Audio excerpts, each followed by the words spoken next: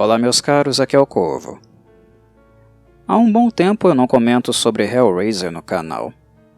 E não comento também, como sempre gosto, à luz das obras literárias, que são de fato meu grande foco de atenção, já que a franquia cinematográfica não tem grandes exemplares assim, os quais nós podemos nos debruçar e retirar coisas interessantes. É claro que o primeiro filme é um clássico absoluto.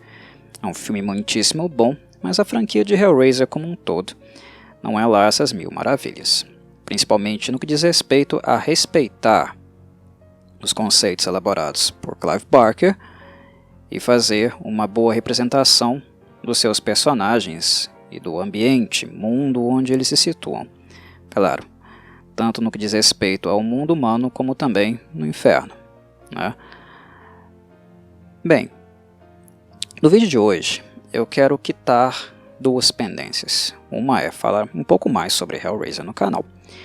E segundo, reativar, pelo menos temporariamente, o segmento Corvo Cuts, que é o segmento onde eu faço um recorte de uma determinada obra e comento uma cena relacionada a essa obra.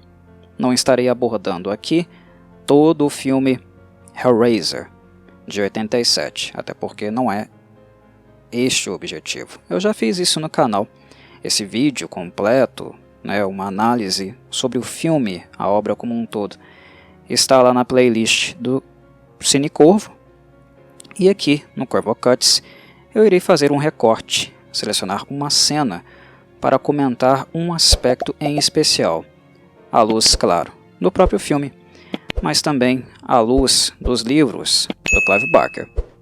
Claro que estarei então pensando à luz de The Hellbound Heart, que foi a pequena história que o Barker escreveu e que serviu de protótipo, inspiração, para depois ele trabalhar com esse filme aqui. E evidentemente também irei falar um pouquinho de The Scarlet Gospels, que foi a obra sequencial, digamos assim, de The Hellbound Heart, que foi escrita e lançada por ele em 2015. Como eu irei tocar em um assunto especial, que no caso se trata da exaustão espiritual do líder cenobita, do Hell Priest, mais conhecido como Pinhead, é natural que eu pense um pouco também em The Scarlet Gospels, no Evangelho de Sangue, porque mesmo que o Barker não estivesse muito ciente de que possíveis pontes estariam sendo feitas através desse filme aqui, eu penso, lendo o livro e assistindo o filme, que elas foram feitas. Talvez aqui nessa época, na época de lançamento do filme em si, 1987, talvez elas estivessem um pouco embrionárias na mente do Barker. Mas, de qualquer modo, a representação desse filme e o impacto na cultura popular foi grande. E eu creio que é bastante evidente, pela descrição, pela forma de abordar a visão de Barker em The Scarlet Gospels, que Hellraiser, a obra cinematográfica, acabou criando pontes, alguns elos. Algo do filme vaza na percepção que o próprio autor teria dos seus personagens e na maneira como ele também os representaria mais adiante, no segundo livro, de fato. E é mais ou menos isso que eu quero abordar aqui, no que diz respeito à exaustão espiritual do Pinhead. É o ponto que eu quero chamar a atenção aqui. E a cena do filme, que eu acredito ser mais representativa disso, é a cena que de fato eu recortei, fiz o cut, para exibir aqui e comentar. Então vamos a ela, que ao relembrarem deste momento, ficará um pouco mais claro também o ponto que eu quero tocar, onde eu quero chegar e porque eu acho também essa questão bastante interessante e embrionária aqui, mas definitivamente muito influente para o que The Scarlet Gospels, o Evangelho de Sangue, iria nos apresentar. Vamos à cena. Prestem atenção, muita atenção, no Pinhead.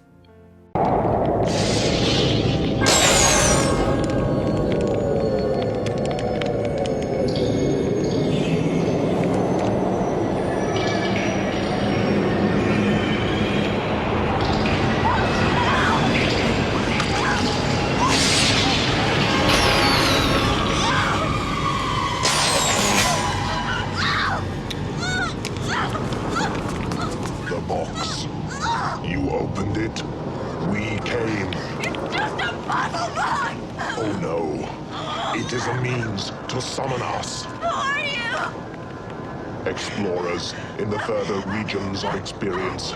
Demons to some, angels to others. It was a mistake! I didn't mean to help it was a mistake! You can... Go to hell! We can't. Not alone. You solved the box. We came. Now you must come with us. Taste our pleasures. Please, go away and leave me alone. Oh, no tears, please. It's a waste of good suffering. Wait, please wait. No time for argument. You've done this before, right? Many, many times.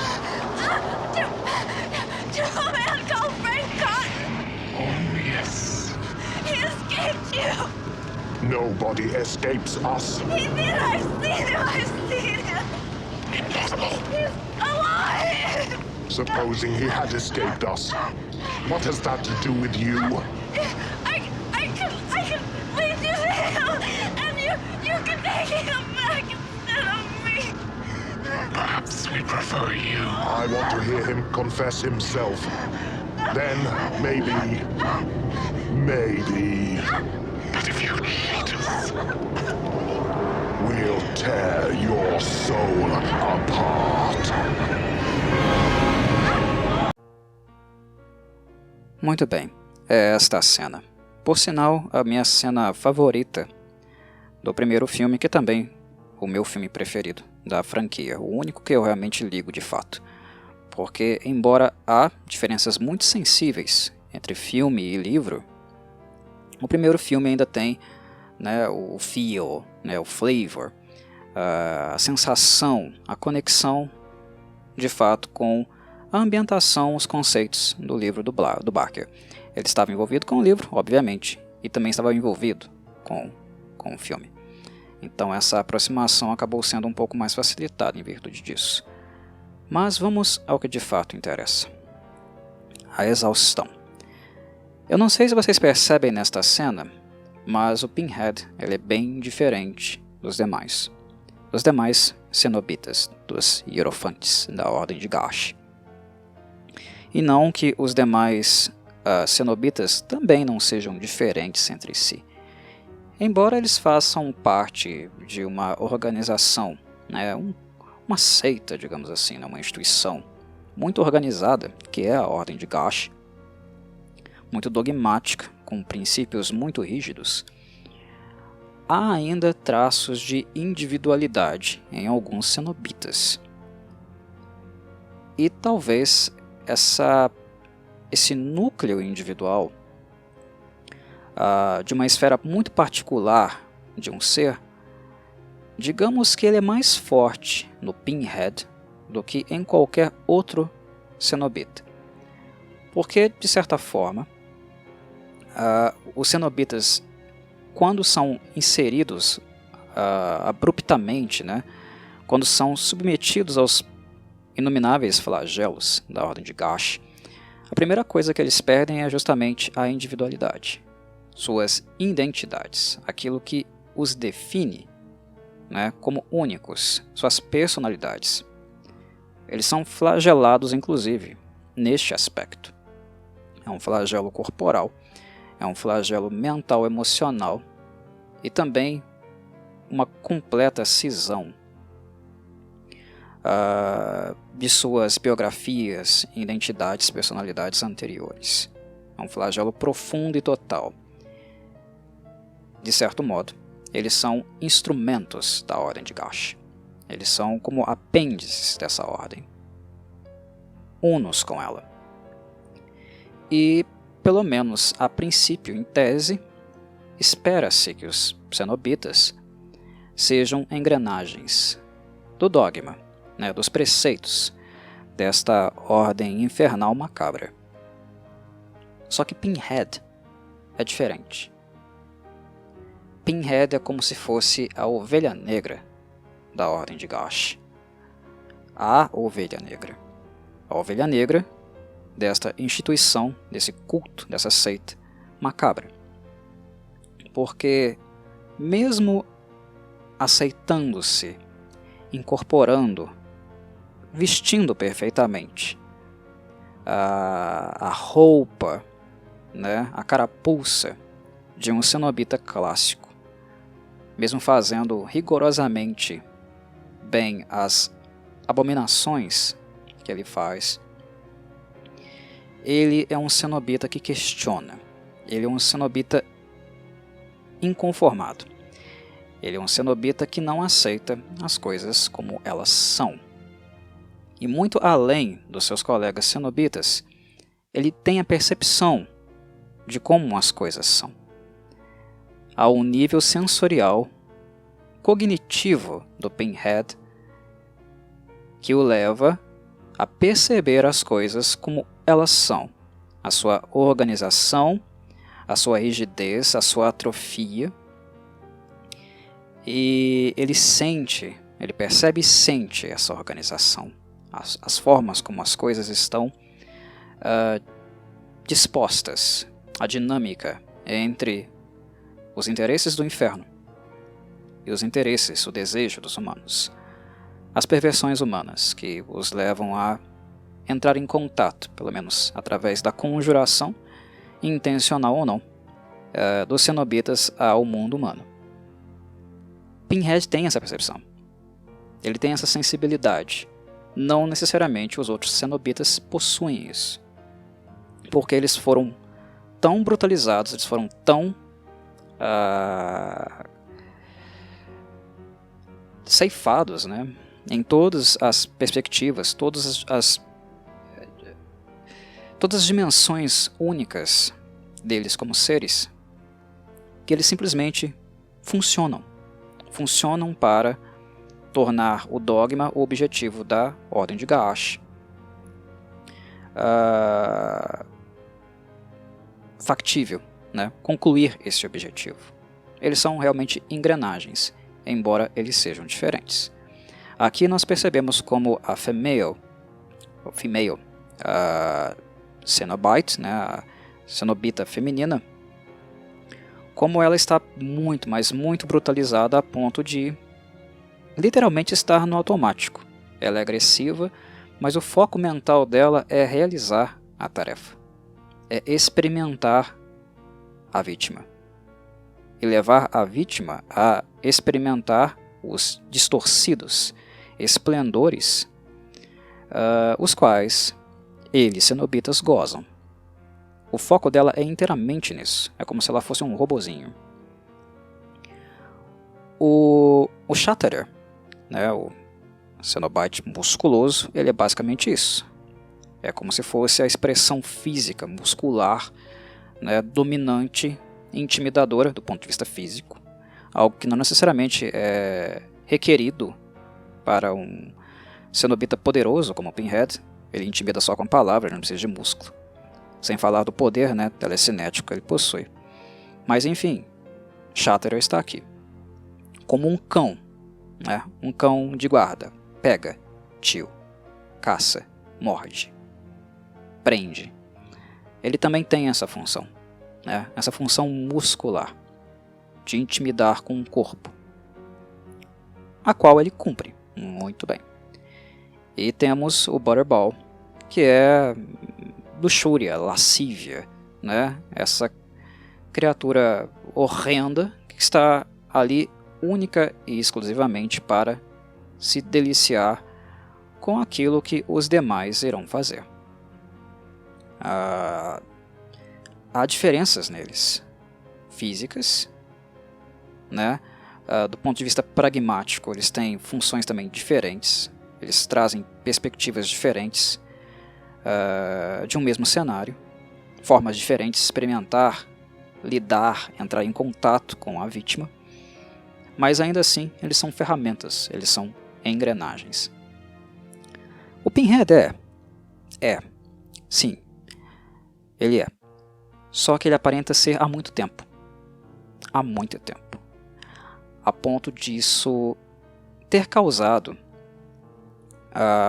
um efeito colateral no personagem, devido esse sentido aguçado não totalmente flagelado nele, que habita nele e que os demais aparentemente não têm mais.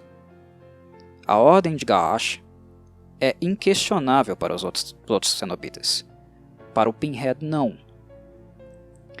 Aqui, na maneira como o Doug Bradley interpretou, na forma como ele foi conduzido pela direção do próprio Clive Barker, e claro, toda a produção da cena, a ambientação que foi feita,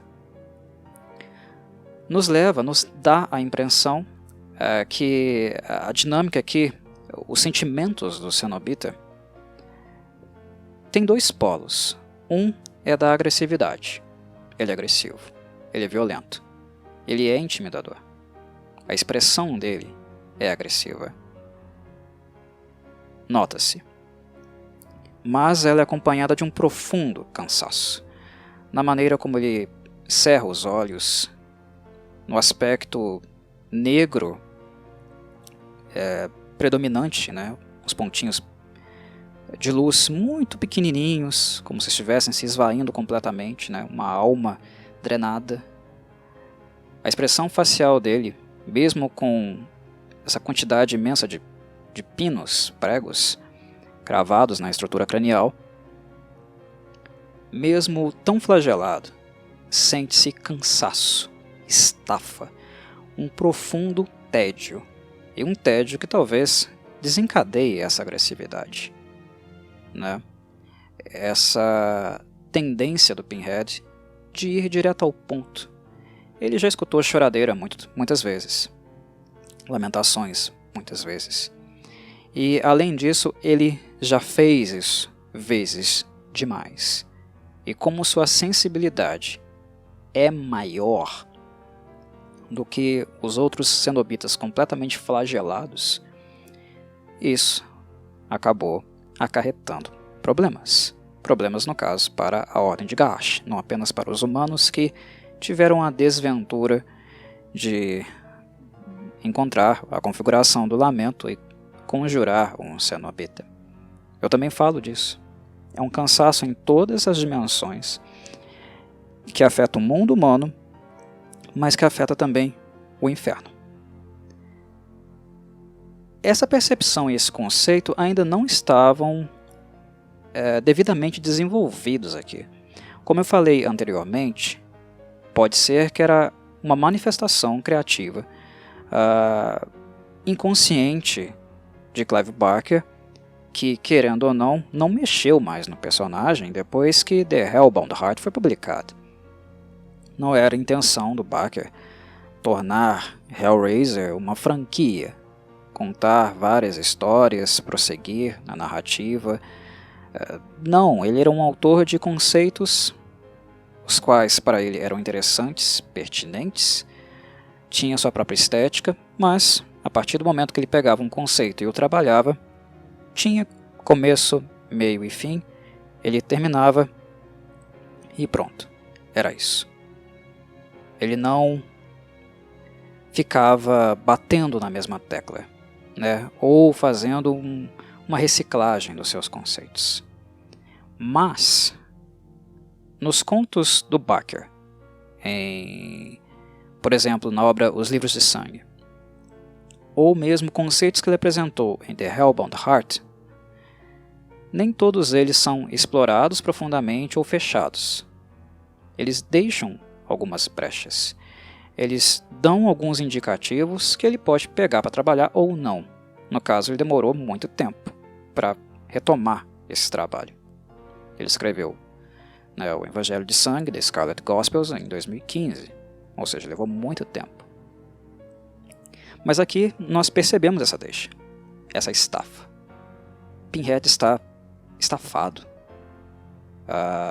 Ele está tão desgostoso, ele aparenta tanto tédio, né? O espírito dele está tão exausto, que é aquela exaustão profunda que, querendo ou não, iria desencadear alguma coisa. E foi justamente essa alguma coisa que não foi trabalhada no filme, na franquia de filmes, né? Que, claro, a maior parte deles não teve envolvimento do Clive Barker, mas que foi trabalhado no Evangelho de Sangue. É lá onde ele continua a bordo dessa estafa. O que acontece de fato com o Pinhead aqui? Bem, a dimensão da crítica do personagem, né, da crítica de um demônio, as próprias maneiras de ser, se manifestar, existir como um demônio, reside na hierarquia, na burocracia infernal. O inferno, ele tem várias representações míticas. Ele é representado de 1001 maneiras, dependendo da tradição que nós estejamos falando, da mitologia que nós estejamos falando, de várias diferentes tradições.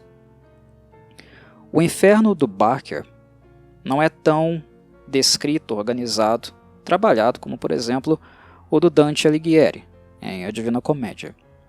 Mas o inferno dele, aquele que nós temos um pouco de contato em The Scarlet Gospels, no Evangelho de Sangue, é muito organizado. O inferno tem uma organização. Na verdade, o sofrimento, né, a estrutura do sofrimento, a fábrica, a indústria do sofrimento é extremamente hierarquizada, extremamente burocrática. Há métodos, há processos, os quais a Ordem de Gaash, os cenobitas, tendem a responder, a exercer papéis muito definidos. Há as formas de sofrer, há as formas de ser conjurado, há regras.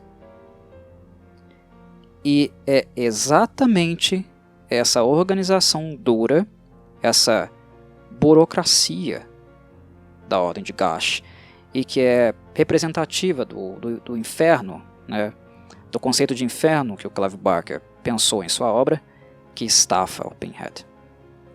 Ele faz essa porcaria aqui há muito tempo, e sempre do mesmo modo.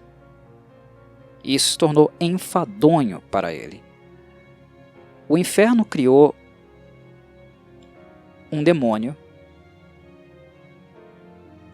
o qual eles não esperavam. Pinhead é um acidente de percurso. Porque, dentre os demônios, ele é o mais demoníaco. Porque ele é demoníaco a ponto de atentar contra os interesses do próprio inferno. Ele não é servil. Você não pode intimidá-lo. Você não pode ser eloquente e esperar simpatia dele. Ele está fulo o tempo inteiro porque ele está estafado o tempo inteiro. O espírito dele, humano, foi flagelado, e o que sobrou dele se transformou em um cenobita, apodreceu. É isso que o Pinhead é. Uma alma estafada, apodrecida. Ele se cansou de ser como ele é, existir como ele existe, e ter a condução, passar por todos os procedimentos os quais ele passa. Eu não vou falar muito sobre The Scarlet Gospels, do Evangelho de Sangue, porque certamente quem está ouvindo isso possivelmente não leu o livro, o que é altamente recomendado. Mas, mesmo organizado e fazendo as mesmas coisas, reproduzindo a mesma hierarquia e burocracia de sempre, o inferno, na obra, encontra-se abandonado. O seu suposto líder, regente, comandante, né, o dono da coisa toda, Lúcifer, sumiu, escafedeu-se. Nem ele mais liga. Ninguém sabe onde ele está. E o inferno está às traças, aos vermes, largado a todas as malditas criaturas que nele habitam. E o seu cotidiano é sempre o mesmo. E é um cotidiano o qual a Ordem de Gaash reproduz criteriosamente, rigorosamente, sempre o mesmo cotidiano. Pinhead não aguenta mais isso. Ele não aguenta mais ter que esperar alguém conjurá-lo e ser um tipo de pessoa a qual o desejo da experiência, o apelo para a experiência, seja o ponto de vínculo, né? O que liga essas criaturas medonhas aos humanos. Ele não aguenta mais isso. Ele quer, digamos, pluralizar o sofrimento para todos os seres humanos. Ele é um demônio, tá, gente? Aqui a gente não fala de uma criatura altruísta em nenhum sentido.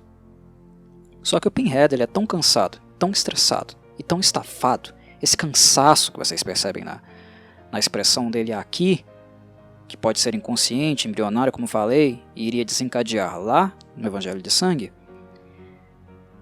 também diz respeito ao inferno. Ele odeia tudo relacionado ao inferno. Ele odeia a Ordem de Gaash, ele odeia seus processos, ele odeia o inferno, ele odeia a si mesmo. E ele quer levar a, como ele mesmo diz, a beleza do sofrimento para todos. Pinhead é aquele que quer destruir o inferno lá do seu rodapé e ascendendo até chegar ao mundo humano. Ele não é o demônio que quer queimar, dizimar o mundo humano. Não. Ele quer dizimar o inferno para aí sim, sem nenhuma regra, sem nenhuma burocracia, dizimar o mundo humano. Entendem? O inferno é regra, o inferno é hierarquia, o inferno é organizado, o inferno é repetição.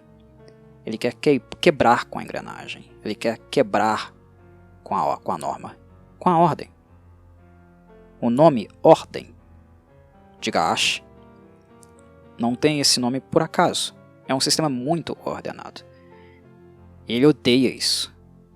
Isso drenou toda a possibilidade que Pinhead sempre quis de, criativamente, de um ponto de vista, é claro, completamente distorcido, perturbador, de ser o melhor demônio que ele, na cabeça dele, na avaliação dele, ele pode ser. A representação máxima do sofrimento. Mal, no caso, seria um conceito, né, humano. Ele não vê bem e mal. Ele não entende as coisas assim. Quem leu sabe, né, que cenobitas não fazem distinção de bem e mal. Dor ou prazer é experiência. Apenas experiência. E a forma como você nomeia essa experiência. A Ordem de Gaash para o Pinhead, ela é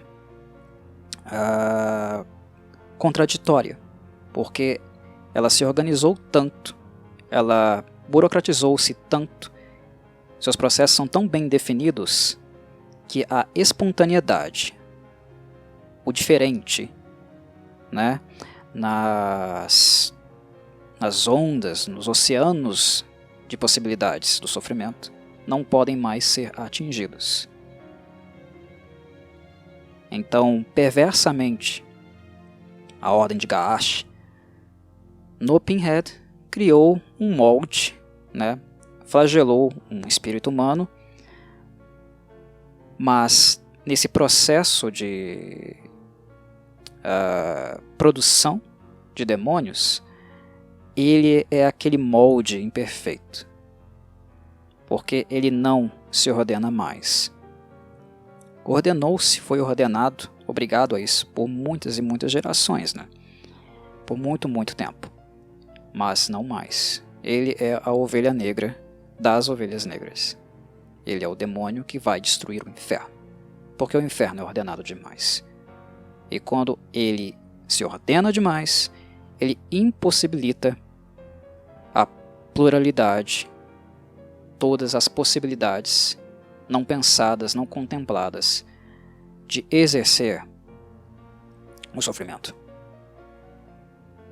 O que faz, claro, do Pinhead o principal vilão de The Hellbound Heart, The Scarlet Gospels, e eu diria de toda a obra do Clive Barker.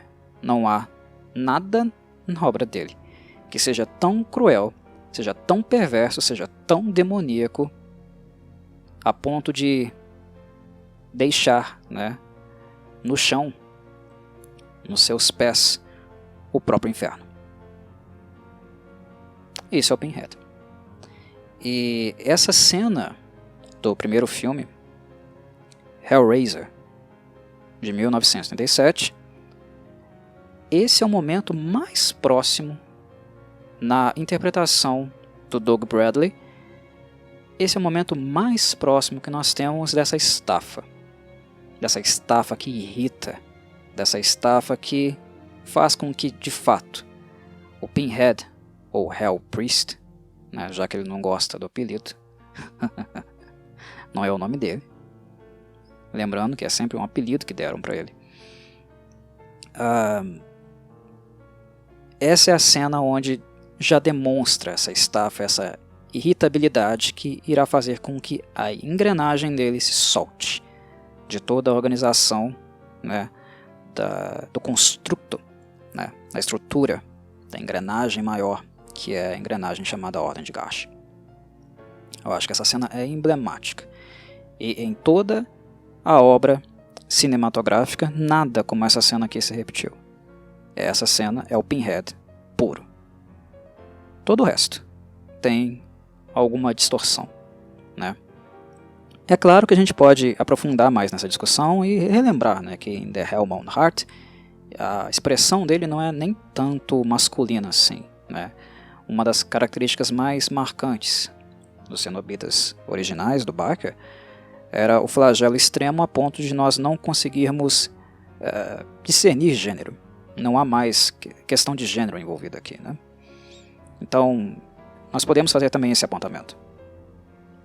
Não existe. O flagelo é tão grande que a noção de gênero também foi flagelada. O que torna a representação do Pinhead, do ponto de vista físico, imprecisa, né? No caso, no filme. Mas eu estou falando de uma dimensão psíquica, comportamental. Estou falando de espírito do personagem. Esse é o espírito do Pinhead. Essa é a cena, na minha avaliação, claro, mais representativa do que esse cenobita foi em The Hellbound Heart, né, no primeiro trabalho literário do Barker, que iria dar origem ao filme, e também que é continuado, né, em The Scarlet Gospels, basicamente. Certo? E bem, esse era o tema deste Corvocats. Abraço a todos, saudações corvídeas.